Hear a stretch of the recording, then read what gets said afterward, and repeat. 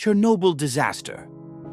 Chernobyl is the Beyoncé of nuclear disasters. If there's one event that people remember, it's this one, April 26, 1986, a date that vibes somewhere between season finale cliffhanger and doomsday scrolling. At 1:23 a.m., Reactor 4 decided to cosplay as a volcano, but with radioactive flavor. Why? Flawed reactor design plus sleep-deprived night shift workers running an insanely sketchy safety test. Kaboom! The explosion launched a 2,000-ton lid into the air and sprayed radioactive confetti as far away as Sweden. Yes, the radiation was globally networking like it just discovered LinkedIn.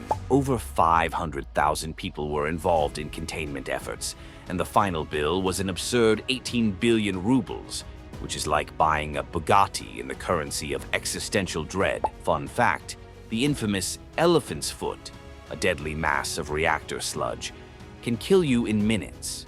But somehow some legend took a photo of it. The 30 km exclusion zone is now some kind of weird Instagram dream.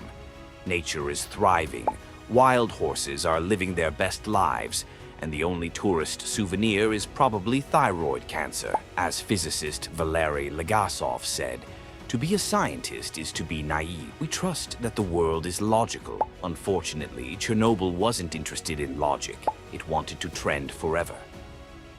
Fukushima Daiichi. Imagine prepping for a regular day at work, only for a 9.0 earthquake and a Godzilla-level tsunami to show up. That's Fukushima Daiichi in March 2011.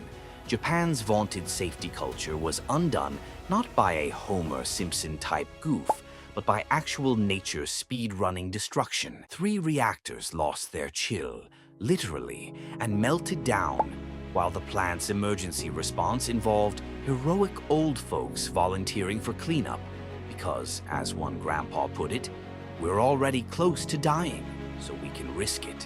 Real-life anime, honestly.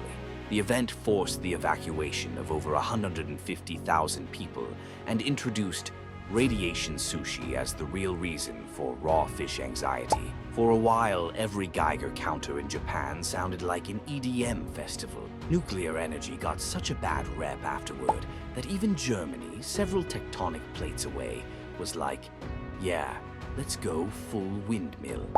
Most chilling, Fukushima is still leaking radioactive water, which is stored in tanks that look suspiciously like the world's worst soda cans. It's a modern fable about humankind building big tech, and then, oops, Mother Nature doing the "have you tried turning it off and on again" thing, but on disaster mode. Kishtim disaster. Plot twist. The third worst nuclear disaster is one you've never heard of because the Soviet Union loved a no-witnesses policy. In 1957, the Mayak nuclear facility near Kishtim had a waste tank explode like Mentos in Coke, except the fizz was radioactive, and the cleanup somehow included "don't tell anyone." The fallout contaminated more than 20,000 square kilometers. Think Chernobyl light, but with the mute button smashed. Hundreds were secretly evacuated, while the Soviet government just pretended it didn't happen. It only came out decades later like all the worst family secrets. The scale, the Kishtim disaster, is the only level 6 on the International Nuclear Event Scale, which is still terrifyingly niche. The East Ural radioactive trace it left behind could make even Google Maps sweat. Locals only figured out something was wrong when people and animals started dying, and fields died too, which is your sign to move fast. One scientist summed up Soviet secrecy best: nothing happened. It was a sunny day. The lesson? If it glows, it's probably not a rave. It's a cover-up. 3 Mile Island. It's 1979 in Pennsylvania. Everyone's grooving to disco, and suddenly the nation's nuclear power plant is trending, but not for good vibes. 3 Mile Island is infamous because it was the first time Americans realized their own nuclear backyard could go, hey, want to see a magic trick? A string of mechanical failures, bad decisions, and operators who totally should have read the instructions led to a partial meltdown. The result? Radioactive steam leaking out, people panic buying bottled water, and President Jimmy Carter, a literal former nuclear engineer, visiting the site as if to say, "Bruh, this is not what I meant by nuclear energy." Miraculously, barely any radiation was released. But the psychological fallout, next level. Trust in nuclear power tanked. Americans now associated meltdown with more than just kids in candy stores. One observer said, "We almost lost Harrisburg, and Harrisburg didn't even do anything." If the US nuclear industry ever had a rebrand, this event made sure it was the awkward, "thanks I hate it" one. But hey, at least it left us with The China Syndrome, a movie whose release just days before became an accidental marketing coup. Wind-scale fire. Once upon a time, the British thought, let's name our nuclear plant something whimsical. Wind-scale. Fast forward to 1957 and boom, the wind-scale piles caught fire, unleashing radioactive clouds across Europe. Milk was so contaminated that they literally poured 2 million liters of it into the ground, surely traumatizing a generation of cereal lovers. The UK's Prime Minister went on radio and said, "Don't worry, only the cows are glowing." Give or take, the fire started because the scientists wanted to create tritium for Britain's shiny new H-bomb. So, they pushed the reactors way too hard. Things got toasty. And suddenly, Britain had its own version of Stranger Things, the Upside Down. Not only did they invent the term nuclear fire, but they also invented the move, cover it up, and hope for rain. One physicist described the aftermath as a mess, but it could have been a bigger mess. Which is basically the British motto, isn't it? Pro tip, if your nuclear plant sounds cozy, it's probably a trap. SL-1 meltdown. The SL-1 meltdown is the most, wait, what just happened? Entry on our list. Picture, Idaho, January 1961. A tiny experimental reactor run by a bare-bones army team. What could go wrong? Turns out a control rod was manually yanked a little too far, because buttons are for quitters, causing a nuclear power surge that exploded upwards and killed all 3 operators instantly, literally pinning one unlucky soul to the ceiling with a steel rod. Yikes. Americans did what they do best.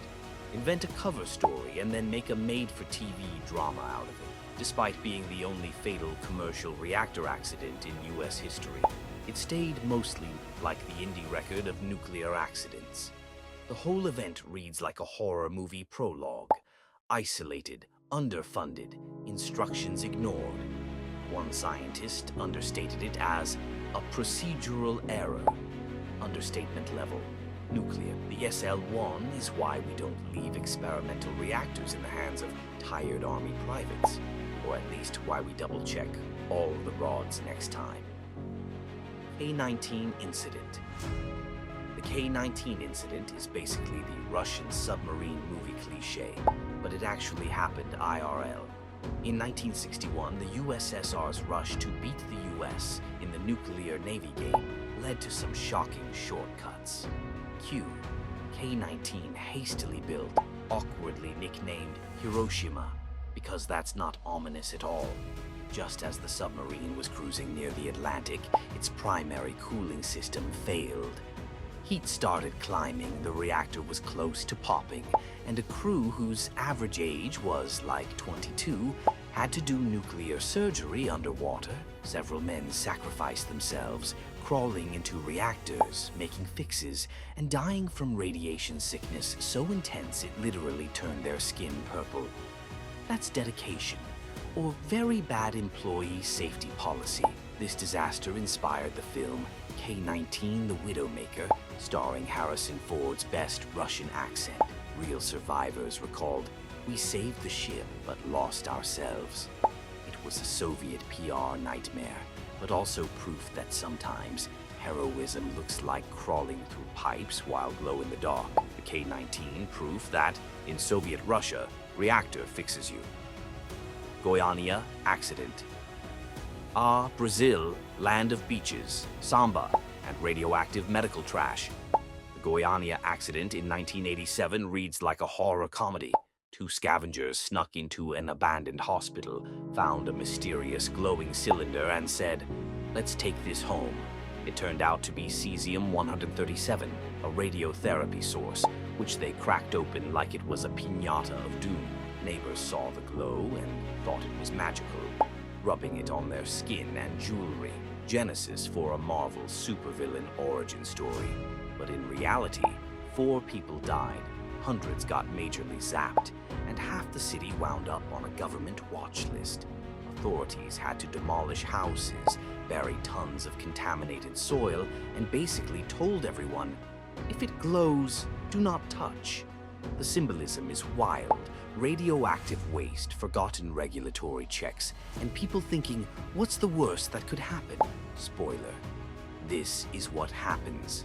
Philosopher Santayana once said, those who cannot remember the past are condemned to repeat it. So, radioactive trash, not even once. And with every disaster, the moral repeats. With great nuclear power comes even greater. What were they thinking? Moments. Found this video interesting? Leave us a like and subscribe for more videos like this one. Let us know what we should cover next in the comments below.